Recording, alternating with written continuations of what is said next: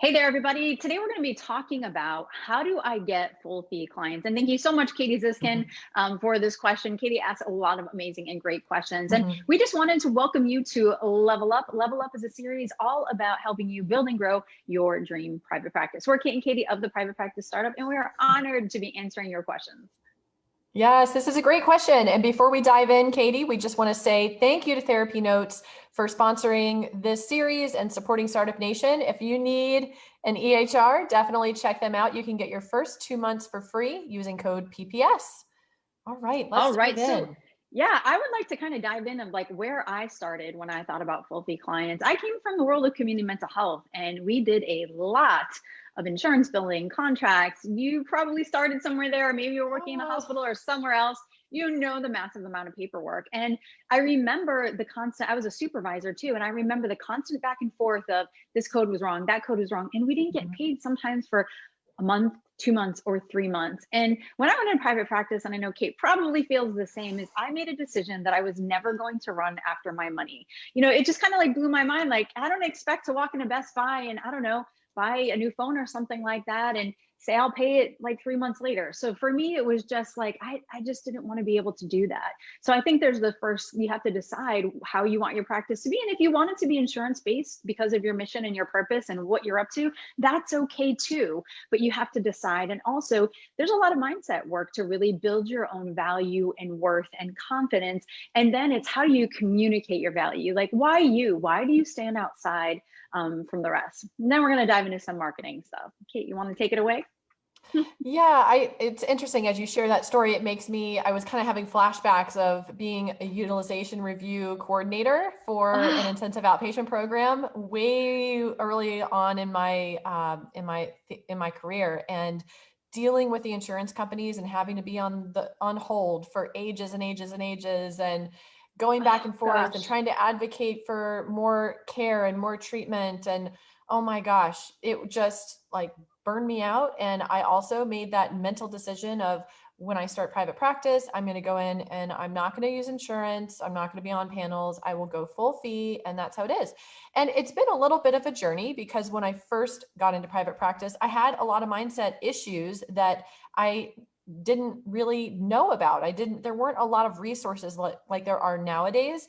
So there's important mindset work that you need to do, the money mindset work specifically, like Katie was Totally. honing in on, knowing your value and not, negotiating your fee down. I can remember doing that a few times in the beginning and learning pretty quickly.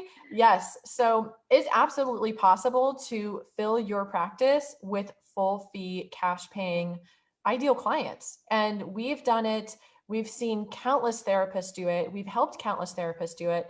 And it really allows therapists to live more of their ideal life, a more balanced life, because they're not having to see the high amount of quality or quantity of clients in order to make what they want to make. So they're giving better care a lot of the times because they're not burnt out, they're not spread too thin. And that's one of the things that's really important, and why Katie and I are so passionate about helping therapists in this particular area. So I think a big piece is that mindset work. And then it's also looking at the numbers. So you want to think about, how much income do you want to make in a year? How many clients do you want to see in a week, so that you're in that sweet spot, your passion is fulfilled, and you're not spread too thin, you're not on burnout, on the edge of burnout. So you want to think about, what is that ideal number? And then how many weeks of vacation do you want to take a year? Are you going to prepare for any sick time or anything like that? And then you decide, you work backwards, and you'll figure out what your specific fee is based on the income that you want to bring in to live the life that you desire, minus your expenses and the amount of time that you want to take off every single year. So you want to be able to actually have the numbers inform what you're charging when you're coming up with your rates. And then when it comes to the marketing side of things, it is so important to be super clear on who you serve and how you help them get the results that they most want. When you're super clear on that, and you are the expert in your particular niche, and you're very clear on who your ideal clients are, and your marketing messages are on point, people will say, yes, yes, yes, yes, yes, I want to work with you because you are the expert, and I'm willing to pay, and I'm willing to see you when you're available. Yeah, and so much really goes into that, and that's the thing that Kate and I love to talk about, and that we're like super passionate about, like helping therapists understand how to market their practice. And you know, in the overall view, like Kate talks about she talked about your dream life, your dream schedule. That's like about you, right? And what it is that you want, because you're going to be bringing your best self forward when you're well, when you're feeling good, when you're not feeling burnt out, and when you're being able to balance, you know, family time, personal time with work, and you're enjoying what you do. So we talk about that first, really understanding your ideal client. But before that is like, who is your brand? What is your brand? You know, branding to me is always infusing your professional with your personal. It's just who you authentically are. So how are you communicating that, where a client would look at your practice over another and be like, I am totally going with these folks. And Katie, I already know you, and I know you do some yoga and some other stuff. So that's really cool. It's like a unique selling proposition. It does make you unique and stand out. So that would attract a different type of client, rather than one that wants to just kind of go like to an office and sit and talk. So knowing your ideal client, and then Kate was talking about knowing how to craft marketing messages that really attract your ideal client, knowing how to display that on your website, knowing what to do for a website, knowing how to share that out there in the world, on online marketing, but also knowing how to say that when you're in a presentation, or when you're in a referral group, or when you're just networking one-on-one with maybe another clinician, or maybe an attorney or a doctor.